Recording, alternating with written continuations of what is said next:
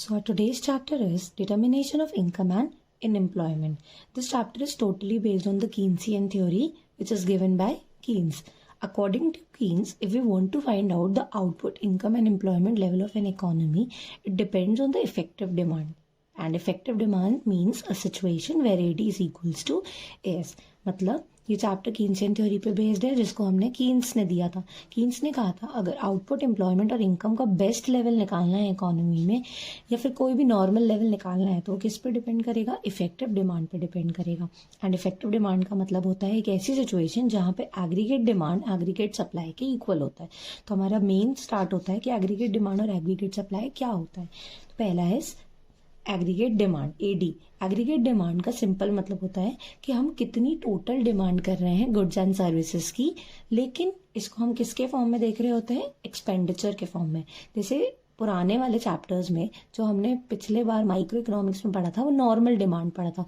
Normal demand का क्या मतलब होता है कि अगर प्राइस चल रहा है 10 रुपीज तो मैं डिमांड कर रही हूँ 50 यूनिट्स की। 10 रुपीज पे 50 यूनिट्स डिमांड कर रहे थे हम। एंड अगर प्राइस 15 रुपीज हो जाता था तो हम डिमांड को कम कर दे रहे थे।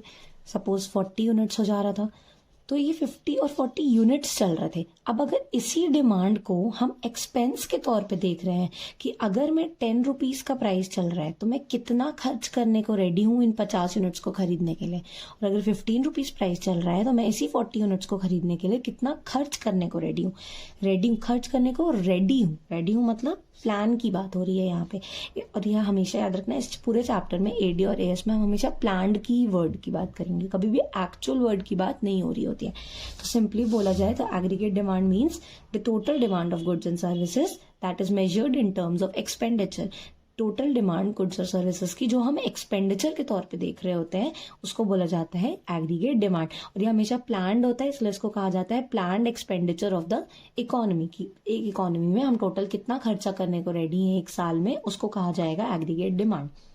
अब जो खर्चा करने की बात कर रहे हैं वो 4 टाइप के एक्सपेंडिचर्स हो सकते हैं। पहला consumption expenditure, government expenditure, investment expenditure and net exports. Consumption expenditure मतलब जो नॉर्मल कंज्यूमर्स खर्चा करने को रेडी है, गवर्नमेंट एक्सपेंडिचर जो गवर्नमेंट खर्चा करने को रेडी है, इन्वेस्टमेंट जो हम इन्वेस्टमेंट करने को रेडी है, और नेट एक्सपोर्ट्स मतलब जो भी हम इंटरनेशनल सेक्टर पे खर्चा करने को रेडी है, मतलब बाहर से जो सामान खरीदने को रेडी हो रहे हैं उन सब चीजों की बात हो रही है। नेट एक्सपोर्ट्स कैसे निकाला जाता है? Export minus import. बट ये ओपन इकोनॉमी में होता है और हम कौन सी इकोनॉमी की बात कर रहे हैं? क्लोज्ड इकोनॉमी में। जैसा हमने सर्कुलर फ्लो ऑफ इनकम में भी पढ़ा होगा पहले कि हम सिर्फ किसकी बात कर रहे हैं? क्लोज्ड इकोनॉमी की बात करें। तो क्लोज्ड इकोनॉमी में गवर्नमेंट सेक्टर और इंटरनेशनल सेक्टर की बात नहीं हो रही होती है, इसलिए एग्रीगेट डिमांड का फॉर्मूला सिर्फ 2 चीजों को मिला के बन रहा होता है, दैट इज कंजम्पशन एक्सपेंडिचर, खर्चा हम कंज्यूमर्स कितना करना चाह रहे हैं, और इन्वेस्टमेंट एक्सपेंडिचर कि हम इन्वेस्टमेंट कितना करना चाह रहे हैं। इसका जो डिटेल होगा वो हम बाद में पढ़ेंगे, बट बेसिकली बस इतना याद रखना है, कंजम्पशन हमेशा बढ़ते जाता है, कभी भी रुकेगा नहीं कंजम्पशन। जैसे जैसे हमारी इनकम बढ़ेगी हमारा खर्चा भी बढ़ते रहेगा। बट इन्वेस्टमेंट, यहाँ पे 2 टाइप की इन्वेस्टमेंट हम इस चैप्टर में पढ़ने वाले हैं। एक होता है इंड्यूस इन्वेस्टमेंट, एक होता है ऑटोनॉमस इन्वेस्टमेंट। इंड्यूस इन्वेस्टमेंट का मतलब जो इनकम के बढ़ने की वजह से बढ़ रही हो, और ऑटोनॉमस मतलब इनकम चाहे जितनी भी हो, हमने फिक्स मान लिया कि हम इतना ही खर्चा करने वाले हैं इन्वेस्टमेंट पे तो सिर्फ उतना ही करेंगे। इस वाले कॉन्सेप्ट में हम ऑटोनॉमस इन्वेस्टमेंट की बात कर रहे होते हैं, इसलिए इसके डायग्राम्स इस तरीके से चलेंगे।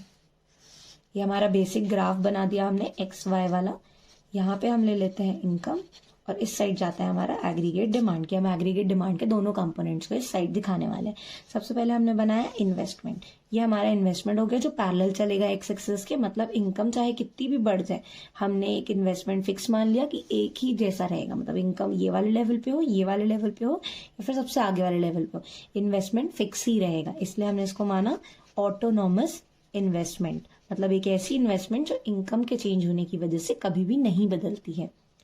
हमारा कंजम्पशन कर्व इस तरीके से जाता है अपवर्ड स्लोपिंग, मतलब अगर इनकम बढ़ रही है तो कंजम्पशन भी धीरे धीरे क्या होते जा रहे हैं? बढ़ते जा रहे हैं। और ये ध्यान रखना है कभी भी 0 से स्टार्ट नहीं होगा। क्यों नहीं होगा 0 से स्टार्ट? क्योंकि कंजम्पशन कभी भी 0 हो ही नहीं सकता। इसका डिटेल हम आगे पढ़ेंगे।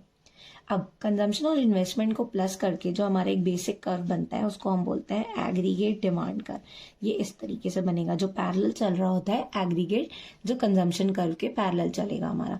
ये हमारा डायग्रामेटिक रिप्रेजेंटेशन हो जाता है। अगर इसी को हम टेबल के फॉर्म में समझना चाहें तो टेबल के फॉर्म में हम कैसे समझ सकते हैं, ये हमारी इनकम है, ये हमारा कंजम्पशन, ये हमारा इन्वेस्टमेंट, और इन दोनों को हम प्लस करते जाएंगे तो हमारा क्या आता जाएगा, एग्रीगेट डिमांड आता जाता है।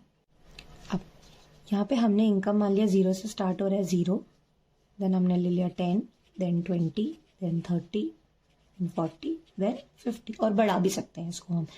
कंजम्पशन कभी भी 0 नहीं हो सकता, भले इनकम क्यों ना 0 हो, तो इसलिए हमने कंजम्पशन स्टार्ट किया सपोज 4 रुपीज से, देन हमने ले लिया 12, देन हमने ले लिया 20, देन हमने ले लिया 28, 36, 40, ये हमारा कंजम्पशन हो गया। इन्वेस्टमेंट हमेशा देख यहाँ पे फिक्स चलेगा, इसलिए हम इन्वेस्टमेंट को फिक्स लेके चल रहे हैं, सपोज 2 मान लिया हमने। तो अब अगर इन दोनों को प्लस करते जाएंगे तो हमें क्या मिलता जाएगा, एग्रीगेट डिमांड। जैसे 4 + 2 6, तो 12 + 2 14, 20 + 2 22, एंड सिमिलरली बाकी भी हमारे आते जाएंगे। तो जब इनकम 0 चल रही है तो एग्रीगेट डिमांड 6 है, जब इनकम 10 हो गई तो डिमांड 14 हो गई। और इस तरीके से हम अपना पूरा शेड्यूल बना सकते हैं। कोई भी नंबर्स ले सकते हैं, इसमें ज़रूरी नहीं है यही नंबर्स लेने आते हैं हमारे। ये हमारा एग्रीगेट डिमांड का कॉन्सेप्ट क्लियर होता है। इसके बाद हमारा सेकेंड कॉन्सेप्ट आता है एग्रीगेट सप्लाई। कि एग्रीगेट सप्लाई क्या होता है, जैसे हमने पढ़ा हुआ है कि डिमांड और सप्लाई एक दूसरे के अपोजिट चलते हैं। तो अगर डिमांड का मतलब था total expenditure, total planned expenditure, तो एग्रीगेट सप्लाई का सिंपल मतलब क्या हो जाएगा, टोटल प्लान्ड इनकम। कि मतलब हमारे देश में हम कितना प्लानिंग कर रहे हैं कि हमारे देश में कितनी टोटल प्लान्ड इनकम हो जाएगी, या फिर आउटपुट टोटल प्लान्ड कितना हो जाएगा। वहां पे हम क्या बोल रहे थे कि हम गुड्स एंड सर्विसेज पे कितना खर्चा करने को रेडी हो रहे हैं एक साल में, उसको बोलते हैं एग्रीगेट डिमांड। तो एग्रीगेट सप्लाई का मतलब क्या है, उस खर्चा करने के बाद टोटल आउटपुट कितना प्रोड्यूस होगा, और उस आउटपुट को बेच के टोटल हमारी इनकम कितनी कमा सकते हैं हम, उस चीज को क्या कहा जाएगा, एग्रीगेट सप्लाई। तो aggregate supply simply means the total planned income from the selling of the output, या फिर the total value of goods and services produced in an economy. Planned, ये भी हमेशा प्लान्ड की बात चलेगी, ये फिक्स रहेगा। एग्रीगेट डिमांड का मतलब था प्लान्ड एक्सपेंडिचर, एग्रीगेट सप्लाई का मतलब है प्लान्ड इनकम।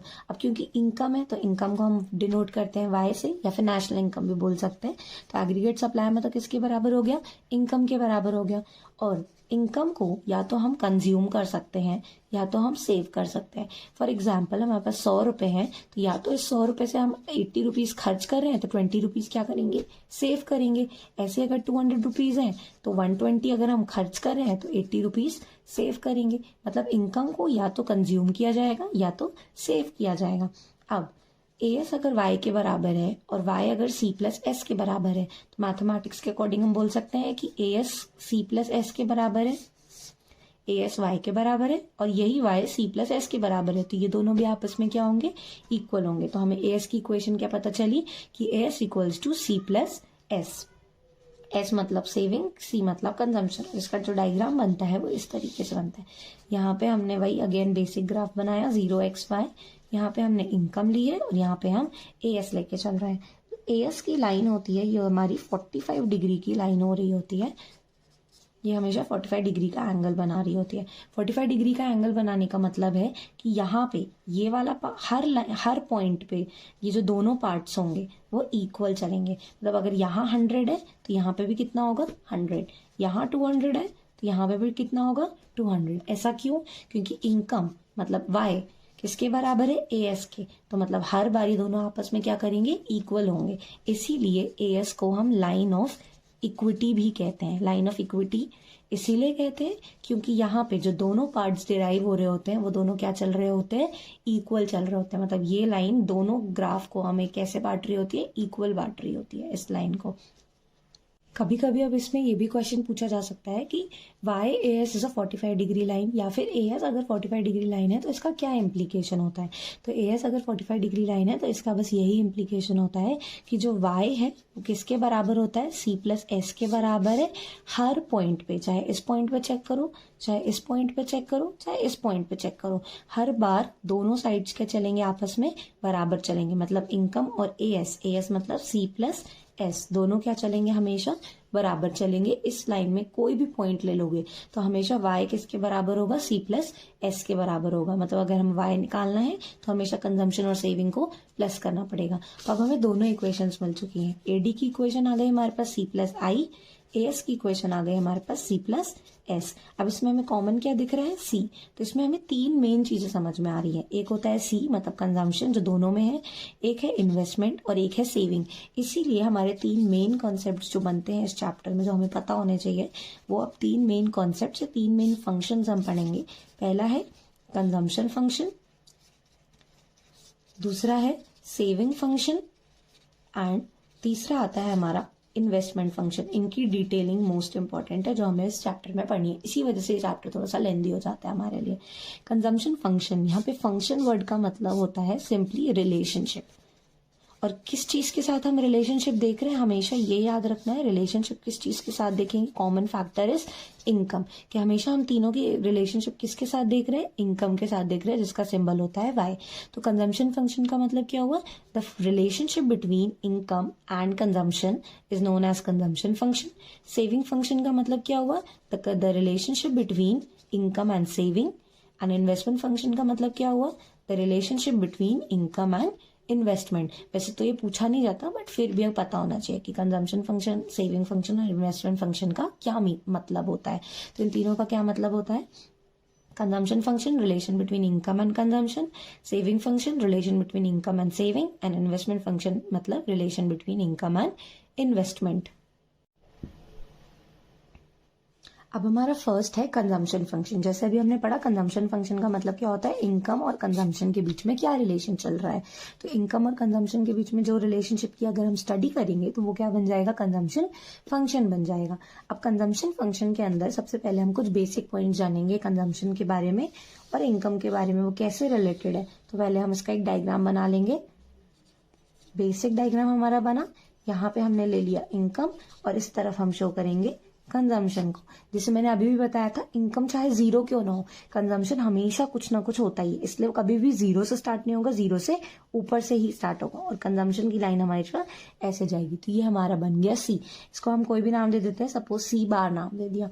अब ये जो पार्ट है, मतलब अगर इनकम जीरो है तो भी हमारा कुछ ना कुछ कंजम्पशन हो ही रहा है। इस पार्ट को हम बोलते हैं सी बार, या जिसको कहा जाता है ऑटोनॉमस कंजम्पशन। ऑटोनॉमस कंजम्पशन का मतलब होता है consumption at zero level of income, कि हम कितना कंजम्पशन कर रहे हैं जब हमारी इनकम जीरो है।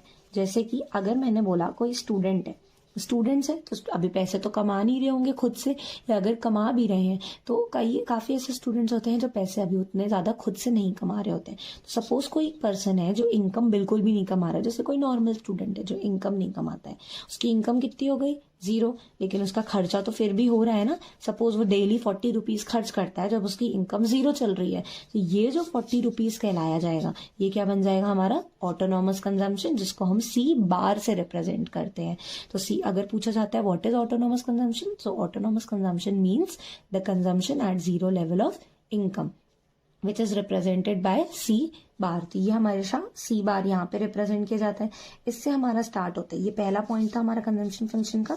सेकंड पॉइंट आपको मेंशन करना है, जैसे जैसे हमारी इनकम बढ़ते जा रही है वैसे वैसे हमारा कंजम्पशन भी क्या होता है, बढ़ता है। मतलब अगर इनकम बढ़ती है तो कंजम्पशन भी बढ़ता है, बट इनकम जो होती है वो फास्टर बढ़ती है as compare to consumption.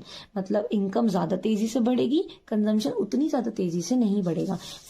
Suppose कोई पर्सन है जिसकी इनकम 100 रुपीज थी, तो वो 40 रुपीज कंज्यूम करता था और 60 रुपीज वो सेव कर रहा है। अब अगर उस पर्सन की इनकम बढ़ जा रही है, 200 रुपीज हो गई, मतलब इनकम क्या हो गई, डबल हो गई जस्ट, तो अपना कंजम्पशन भी डबल नहीं करेगा, क्योंकि अभी तो वो ऑलरेडी कंजम्पशन कर रहा था, तो वो थोड़ा सा ही कंजम्पशन बढ़ाएगा। सपोज 40 से 60 हो गया, तो जो बाकी बचे हुए पैसे हैं वो क्या कर देगा, वो सेव कर देगा। तो इसलिए बोला जाता है कि इनकम बढ़ेगी तो कंजम्पशन भी बढ़ेगा, बट इनकम फास्टर रेट से बढ़ रही होती है as compare to the consumption. Now third point आता है हमारा कंजम्पशन फंक्शन का, that is BEP, break even point. Break even point का मतलब होता है एक ऐसा पॉइंट जहां पे नो प्रॉफिट नो लॉस की सिचुएशन हो रही होती है। नो प्रॉफिट नो लॉस कब हो सकता है, जहां पे मेरे इनकम मतलब मैंने अगर जितने रुपए कमाए हैं अगर पूरे के पूरे रुपए मैं खर्च कर देती हूँ। फॉर एग्जाम्पल किसी पर्सन ने 100 रुपए कमाए और पूरे के पूरे 100 रुपए उसने खर्च कर दिए, तो ना तो उसको प्रॉफिट हुआ ना तो उसको लॉस हुआ। तो ब्रेक इवन पॉइंट का मतलब क्या होता है, एक ऐसा पॉइंट जहां पे इनकम किसके बराबर होती है, कंजम्पशन के बराबर होती है। अब अगर इनकम पूरे कंजम्पशन के बराबर है तो मतलब इस पॉइंट को और कैसे बोला जा सकता है कि एक ऐसा पॉइंट जहां पे क्या चल रहा हो, सेविंग कितनी चल रही होती है, 0। सो ब्रेक इवन पॉइंट को दो तरीके से बताया जा सकता है। पहला कि break even point is a point where income is equals to the consumption, और it is a point where the saving is equals to 0। अब अगर हमें इसको डायग्राम में दिखाना है तो हमें क्या करना पड़ेगा, एक वाई वाली लाइन क्लिक करनी पड़ेगी। जैसे हमारे एएस वाली लाइन बनी थी 45 डिग्री कर्व, तो यहाँ पे ये हमारा एएस या वाई वाली लाइन है, तो वाई और कंजम्पशन दोनों इक्वल कहाँ हो रहे हैं, जहां पे वो इंटरसेक्ट हो रहे हैं ई पॉइंट पे। तो ये वाला पॉइंट कहा जाएगा बीईपी पॉइंट, जहां पे इनकम किसके बराबर चलती है, कंजम्पशन के बराबर चल रही होती है। अब कंजम्पशन फंक्शन में दो चीजों की और बात हो रही है। कंजम्पशन फंक्शन मतलब हमने यहाँ पे बोला ना कि इनकम बढ़ रही है तो कंजम्पशन बढ़ रहा है, तो अब कैसे पता चलेगा कितना बढ़ रहा है। इसको अगर न्यूमेरिकल टर्म्स में देख रहे होते हैं या कितनी इच्छा हो रही है हमारी कंजम्पशन को बढ़ाने में, ये चेक कर रहे होते हैं, तो हम इसके लिए कंसेप्ट यूज करते हैं प्रोपेंसिटी टू कंज्यूम के। Propensity to consume, propensity word का मतलब होता है कि हमारी कितनी इच्छा हो रही है कंजम्पशन करने की, कि अगर मेरी इनकम बढ़ रही है तो मैं अपनी कितना कंजम्पशन करना चाहती हूँ। तो दो टाइप की प्रोपेंसिटी होगी हमारी, average propensity to consume and marginal propensity to consume. Average propensity to consume का मतलब होता है मैं अपनी टोटल इनकम में से मैं टोटल कितना खर्चा करने को रेडी हो रही हूँ, और मार्जिनल प्रोपेंसिटी का मतलब होता है एडिशनल इनकम में से मैं एडिशनल कितना खर्चा करना चाह रही हूँ, क्योंकि मार्जिनल वर्ड का मतलब ही क्या होता है, एडिशनल या एक्स्ट्रा। तो टोटल इनकम में से टोटल खर्चा करना चाहती हूँ, मतलब फॉर एग्जाम्पल मेरी इनकम 100 रुपए है, तो इस 100 रुपए में से मैं टोटल अगर 40 रुपीज खर्च करना चाह रही हूँ, 100 रुपीज में से 40 खर्च करना चाह रही हूँ, तो अगर मैं यहाँ पे रेशियो निकालूंगी इसका कि 100 बेस है हमारा, कि 100 रुपीज बेस चल रहा है और 40 रुपीज में खर्च करना चाहती हूँ, तो रेशियो क्या बन गया 4/10, या फिर इसको और कट किया जाए तो 2/5। मेरा एवरेज प्रोपेंसिटी कितना आ जाएगा 2:5, तो इसको कहा जाएगा एवरेज प्रोपेंसिटी टू कंज्यूम। तो इसका बेसिक फॉर्मूला क्या बन गया, कंजम्पशन अपॉन इनकम, कि मैं टोटल इनकम 100 रुपए में से टोटल कितना खर्च करना चाह रही थी। सो सिंपली बोल सकते हैं what is APC, APC means the ratio of total income that is spent on total consumption, या फिर the ratio of total income going for the total consumption. MPC को कैसे बोल सकते हैं कि एडिशनल इनकम में से मैं एक्स्ट्रा कितना खर्च करना चाहती हूँ। जैसे कि अभी हमने लिया था कि 100 रुपए जब इनकम थी तो मैं कंजम्पशन 40 रुपीज का कर रही थी। अब अगर मेरी इनकम 200 हो जा रही है तो मैं 60 रुपीज का कंजम्पशन कर रही हूँ, तो चेंज कितना आया, इनकम 100 से 200 हो गई, तो चेंज इन वाई कितना बोल सकते हैं, 100 से 200 हो गई, मतलब 100 रुपए मेरी इनकम बढ़ गई। कंजम्पशन 40 से 60 हो गया, मतलब मेरा कंजम्पशन कितने से बढ़ गया, 20 रुपीज से बढ़ गया। तो अगर मैं यहाँ पे इन दोनों का रेशियो निकालूंगी तो 20 रुपए एक्स्ट्रा कंजम्पशन कर रही हूँ, कितनी एक्स्ट्रा इनकम में से, 100 रुपए वाली एक्स्ट्रा इनकम में से। तो अगर इसका रेशियो निकाला जाएगा तो रेशियो क्या आ गया 2/10, या फिर इसको और कट करना है तो 1/5। तो मतलब मार्जिनल प्रोपेंसिटी का फॉर्मूला क्या हो जाता है, डेल्टा सी, मतलब कितना चेंज आया कंजम्पशन में on the basis of the change of delta income, that is कितनी इनकम में चेंज हुआ, उस एडिशनल इनकम में से मैं कितना एडिशनल खर्चा करने को रेडी हो रही हूँ यहाँ पे। और अगर अब आपसे कोई पूछता है कि what is the slope of consumption curve, कि जो हमने कर्व बनाया था कंजम्पशन कर्व, उसका स्लोप क्या होता है, स्लोप मतलब उसका शेप कैसे डिसाइड होता है। तो कंजम्पशन का मतलब कंजम्पशन कर्व हमने कैसे बनाया था कि जितनी इनकम बढ़ रही है उसमें से कितना खर्चा करने को रेडी है, मतलब एक तरीके से एमपीसी के कॉन्सेप्ट की बात हो रही है। तो हमेशा स्लोप का फॉर्मूला क्या होगा, मार्जिनल प्रोपेंसिटी टू कंज्यूम। तो slope of consumption curve is equals to marginal propensity to consume MPC. MPC का formula delta C upon delta Y. तो अगर पूछता है what is the slope of consumption curve, तो delta C upon delta Y, that is MPC. इसके बाद next है हमारा सेविंग फंक्शन। सेविंग फंक्शन भी बिल्कुल कंजम्पशन फंक्शन के जैसे ही है। सेविंग फंक्शन का मतलब क्या पड़ा था, इनकम और सेविंग के बीच में क्या रिलेशन चल रहा है। तो यहाँ पे भी वही हम पहले डायग्राम बना लेते हैं एक बेसिक, बट जो सेविंग होती है वो कभी भी हम 0 से स्टार्ट नहीं करते, या फिर जीरो के ऊपर से स्टार्ट नहीं करते, क्योंकि हमने बात किया था कि जब इनकम कुछ भी नहीं होती, मतलब जब इनकम जीरो भी होता है तब भी कुछ ना कुछ कंजम्पशन एक पर्सन कर रहा होता है, सपोज 20 रुपीज, तो ये कंजम्पशन जो हो रहा होता था वो ऑटोनॉमस कंजम्पशन है। मतलब जब इनकम जीरो है तब भी मैं कुछ ना कुछ कंज्यूम कर रही हूँ, तो ये कंजम्पशन के लिए जो पैसे आ रहे हैं वो कहाँ से आ रहे होंगे, मैंने अपनी पुरानी सेविंग में से कहीं ना कहीं से लेके आई होंगी। तो पुरानी सेविंग को क्या करना पड़ा होगा, मुझे तोड़ना पड़ा होगा। तो अगर मुझे पुरानी सेविंग को तोड़ना पड़ा होगा तो जो मेरी सेविंग, जब मेरे को सेविंग तोड़नी पड़ जाती है उस सेविंग को कहा जाता है डिस सेविंग। जब मैंने पैसे सेव किए तो सेविंग, जब उस पैसे से मैंने यूज कर लिया, अपनी सेविंग को तोड़ दिया मैंने, तो उसको क्या कहा जाएगा, डिस सेविंग। इसलिए क्योंकि ऑटोनॉमस कंजम्पशन यहां से स्टार्ट हो रहा है, तो जितना पार्ट आपका कंजम्पशन का लग रहा है, अगर इनकम जीरो लेवल पे 20 रुपीज का खर्चा करवा रही है तो यही 20 रुपीज आपको कहाँ से लेके आने पड़ेंगे, सेविंग वाले पार्ट से। इसलिए क्या बन गया, आपकी सेविंग किस में चले जाती है, नेगेटिव में, मतलब आपके 20 रुपए कम हो गए सेविंग में से। इसलिए सेविंग कर्व हमेशा कहाँ से स्टार्ट होता है, नेगेटिव पार्ट से स्टार्ट होता है। तो हमारे यहाँ से सेविंग कर्व स्टार्ट होगा, एक्स एक्सिस को इंटरसेक्ट करेगा और एक बेसिक लाइन ड्रॉ कर देंगे हम। तो जितना पार्ट ऑटोनॉमस कंजम्पशन का हो रहा होता है उतना ही पार्ट यहाँ पे डिस सेविंग का हो रहा होता है। डिस सेविंग को हम माइनस सी बार भी बोल सकते हैं, क्योंकि बस नेगेटिव हो जाता है, या फिर इसको डिस सेविंग को एस बार भी बोला जा सकता है। जनरली हम इसको माइनस सी बार ही बोलते हैं, क्योंकि बस ऑटोनॉमस कंजम्पशन के सामने क्या लगा देते हैं, हम माइनस लगा देते हैं। अब यहाँ पे हमारा क्या पॉइंट आ जाएगा, ये बीईपी पॉइंट आ जाएगा, क्योंकि यहाँ पे सेविंग क्या चल रही है, जीरो। और अभी हमने पढ़ा था कि बीईपी के दो मेथड हो सकते हैं, जब कंजम्पशन इनकम के बराबर हो या फिर जब सेविंग जीरो के बराबर हो, तो इसको कहते हैं बीईपी पॉइंट। तो बीईपी एक हमारे यहाँ पे भी आ रहा है, क्योंकि सेविंग किसके बराबर है, जीरो के बराबर चल रही है। तो यहाँ पे भी हमें कुछ पॉइंट्स हमें याद करने पड़ेंगे, जो हमने जैसे कंजम्पशन फंक्शन के टाइम पे देखे थे। तो सबसे पहला पॉइंट वही है, डिस सेविंग के बारे में आपको बताना पड़ेगा कि डिस सेविंग की वजह से ही एस वाला जो कर्व है हमारा, वो कहाँ से स्टार्ट होता है, नेगेटिव वाले से स्टार्ट होता है।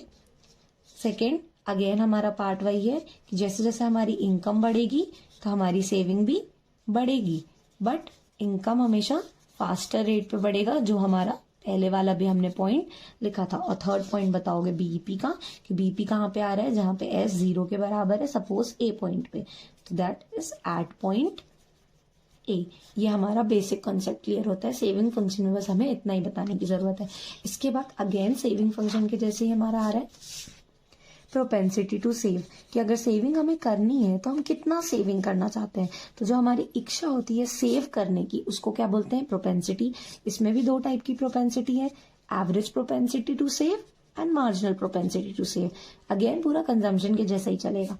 एवरेज प्रोपेंसिटी का मतलब क्या, कि टोटल इनकम में से मैं कितना टोटल सेविंग करना चाहती हूँ, और मार्जिनल प्रोपेंसिटी का मतलब एडिशनल इनकम में से मैं कितना एडिशनल सेव करना चाहती हूँ। सपोज जैसे मेरी 100 रुपए इनकम है, उसमें से अगर मैं 20 रुपीज सेव करना चाहती हूँ, तो मैं रेशियो बनाऊंगी तो कैसे हो जाएगा, 20/100, दैट मीन्स 2/10 या फिर 1/5। तो मतलब फॉर्मूला क्या हो जाता है मेरा एपीएस का, S/Y, की टोटल इनकम में से मैं टोटल कितना सेव करना चाह रही हूँ। और मार्जिनल कैसे निकालोगे, कि अगर सपोज मेरी इनकम 100 रुपए चल रही थी तब मैं 20 रुपीज सेव कर रही थी। अब अगर मेरी इनकम 200 रुपीज हो जाती है तो मैं 20 की जगह सपोज 50 रुपीज सेव कर रही हूँ, तो कितना एक्स्ट्रा इनकम हुई है मेरा, 100 से 200, तो 100 रुपए एक्स्ट्रा हो गया। सेविंग कितना एक्स्ट्रा कर रही हूँ, पहले 20 रुपए सेव कर रही थी, अब 50 रुपए सेव कर रही हूँ, तो 30 रुपीज मैंने एक्स्ट्रा सेव कर लिया। तो अगर रेशियो बनाया जाए तो 30 रुपीज का सेविंग किया, कितने आउट ऑफ में से, 100 में से, तो रेशियो क्या बन जाएगा मेरा 3:10।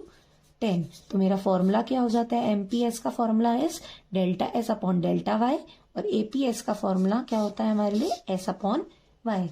Now similar to consumption curve, जैसे स्लोप की बात करें तो स्लोप अगर पूछा जाता है कि स्लोप सेविंग कर्व का क्या होगा, तो वही कि इनकम एक्स्ट्रा बढ़ने के जैसे कितना हम एक्स्ट्रा सेव करना चाहते हैं, मतलब अगेन ये किसके बराबर होगा, एमपीएस की। एमपीएस मतलब delta S upon delta Y. तो अगर कोई पूछता है what is the slope of saving curve, या एग्जाम में आ जाते हैं what is the slope of saving curve, तो slope of saving curve is equals to MPS. MPS मतलब delta S upon delta Y.